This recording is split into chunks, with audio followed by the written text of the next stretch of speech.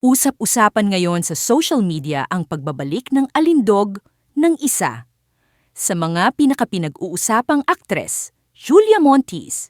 Sa kanyang latest photos at videos, napansin ng marami na tila mas lalong gumanda at bumalik ang dating kinang ng aktres. Mapapansin na mas physically fit siya ngayon, medyo pumayat. At dahil dito, mas lalo pang lumutang ang kanyang natural na ganda at presence.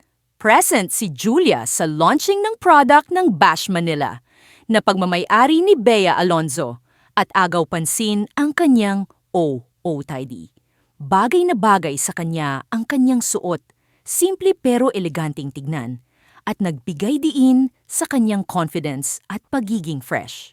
Kung titingnan, ibang-iba ang aura ni Julia ngayon, mas glowing, mas relaxed at mas contented sa kanyang personal na buhay. Hindi rin maikakaila na kahit matagal-tagal na siyang nasa industriya, nananatili siyang isa sa mga aktres na hindi kumukupas ang ganda at karisma. Kaya hindi nakapagtataka kung bakit maraming fans ang nagsasabing si Julia bumabalik na sa kanyang prime look at presence.